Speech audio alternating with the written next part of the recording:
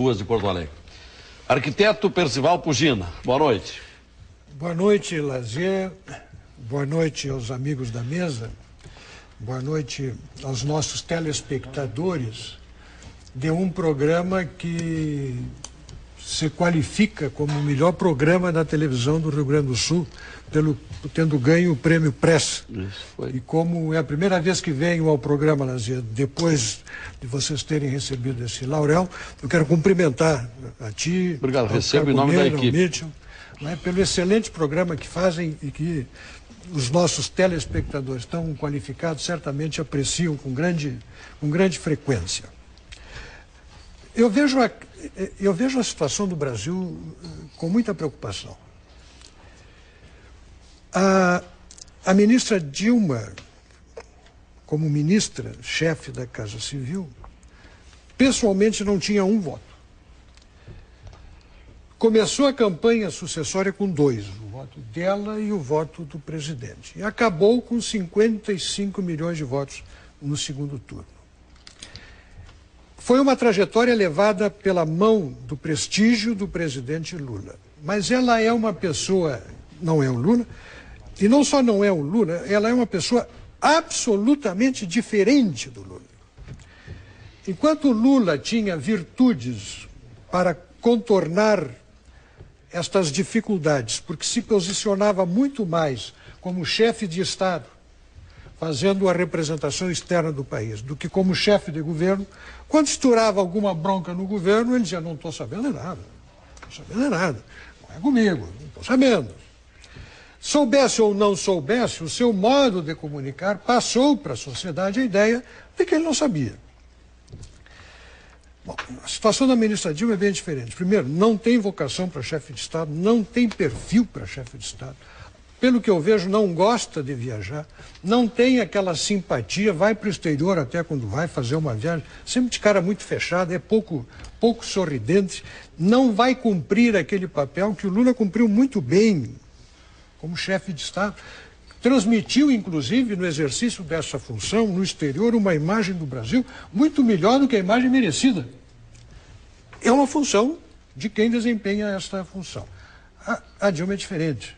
Infelizmente, recebemos para presidir a República uma pessoa com qualidades menores do que as qualidades do Lula. E herdou os problemas em cima dos quais o Lula nadava mais ou menos 1 metro acima da água da realidade. Ele fazia o discurso dele, não molhava os pés, não molhava as mãos, ele nadava sobre a superfície das águas, mas não entrava na água. A Dilma entrou na água. E eu, no começo do ano, quando eu percebi que ela ia fazer isso, eu escrevi um artigo onde eu advertia, cuidado. Quem no nosso regime governa, assim vai se meter com um problema. Resultado, já caíram 8 ministros.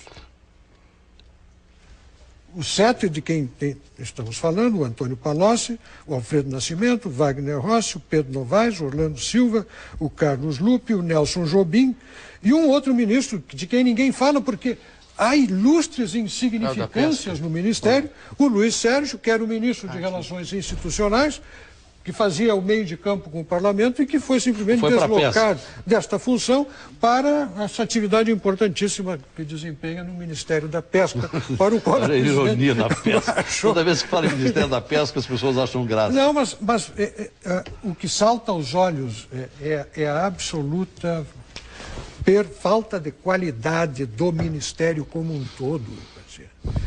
Olha, errar nesta proporção na escolha dos seus ministros, dos membros do seu governo, um ato de extrema responsabilidade política.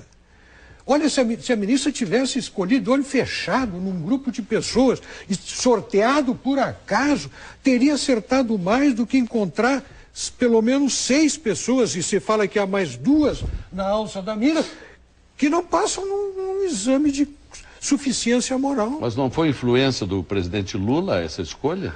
Lazier, ela é presidente da República. Sim, mas foi lançada por ele. Mas, então, montou no burro, aguenta o trote. Então, assume que tem uma herança que lhe foi deixada. Agora, ela era a presidente, a caneta que nomeou os ministros é dela, e ela, vou ter que reconhecer, telespectador, a presidente Dilma não demitiu ninguém. Todos os ministros que saíram pediram para sair por constrangimento, mas não houve iniciativa dela no sentido de produzir demissões.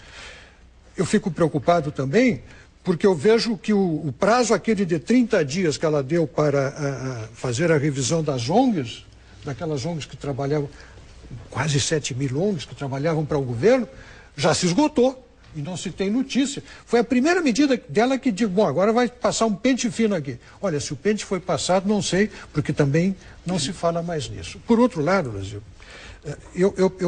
me preocupa ainda mais do que isso, o fato de que nós estamos sendo hegemonizados politicamente. Aquilo que o Sebastiani falou, e reconheço a autenticidade da convicção dele, na minha avaliação é um processo de hegemonia política que compete com a democracia. Porque primeiro o Partido dos Trabalhadores hegemonizou a sociedade por baixo. Aparelhou os sindicatos, aparelhou os grupos de estudantes, aparelhou as comunidades eclesiais de base, aparelhou vários órgãos de Estado, inclusive agora já o Supremo Tribunal Federal, e foi aparelhando tudo, aparelhou os movimentos sociais, aparelhou tudo que podia ser aparelhado, os grupos minoritários da sociedade, quando está tudo, inclusive os majoritários, quando está tudo aparelhado, chegou ao poder e aparelhou por cima. E aparelhou por cima com toda a máquina de Estado. Porque não é, Sebastião, trocar um ministro daqui para botar para lá, uma troca... Não, quer dizer, quando nós falamos da administração pública no Brasil, do aparelhamento, são milhares de cargos, é toda a estrutura das empresas estatais. Hoje, somam-se a isso os milhares de ONGs e OCIPs que trabalham para o governo e cujos trabalhadores e colaboradores, que sejam, recebem por dinheiro do governo. Eu estimo em cerca de 1 milhão de pessoas, se são 7, 8 mil ONGs trabalhando para o governo. Tudo isso faz parte de uma máquina que aparelhou a sociedade e nós estamos sendo prensados como um limão, porque não há espaço para divergência.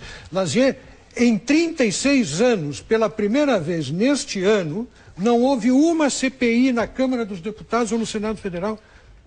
Não há registro em 36 anos de história republicana que se passasse sem nenhuma CPI ser pedida. Ou, aliás, foram pedidas e foram arquivadas. Não há o espaço para a divergência, e não satisfeito com isso, o PT fala e volta a falar e insiste a falar em controle da mídia, reclama amargamente das críticas que são feitas, mas o telespectador sabe o quanto as críticas são justificadas. O que está acontecendo com esse ministério merece a repulsa e a reprovação da sociedade. E isso não contamina o governo como um todo? Isso não cobra explicações pretéritas? Quer dizer, como é que esta coisa se montou? Esses aspectos, esses fatores, não vêm um pouco em favor da presidente? Eu não sei, Lazier, até quando isso vai durar. Note-se que nós estamos entrando no 10º ano do governo. PT, Lula mais Dilma. O que se pudesse chamar de herança maldita, que absolutamente eu não qualifico assim, vínhamos com problemas, mas vínhamos trabalhando no sentido de corrigi-los e contestá-los, já está bem distante para trás, quer dizer, uma década inteira. Né? E nós estamos em 84º lugar entre 187 países no Índice de Desenvolvimento Humano. Quando o presidente Lula tomou conhecimento desse número, ficou brabo com o número. O que eu acho que é uma perda de tempo, quer dizer, tem que ficar brabo com as causas, né, que levam a esta avaliação tão negativa. Nós estamos em 73º lugar entre os países mais corruptos do mundo, com uma nota 3,4. 3,4 numa escala de 0 a 10, que começa com a Noruega e termina lá com um Gabão da vida qualquer. Ou seja, nós estamos muito mais perto do piso do que do teto. Estamos longe do teto e perto do piso. A nossa nota é péssima.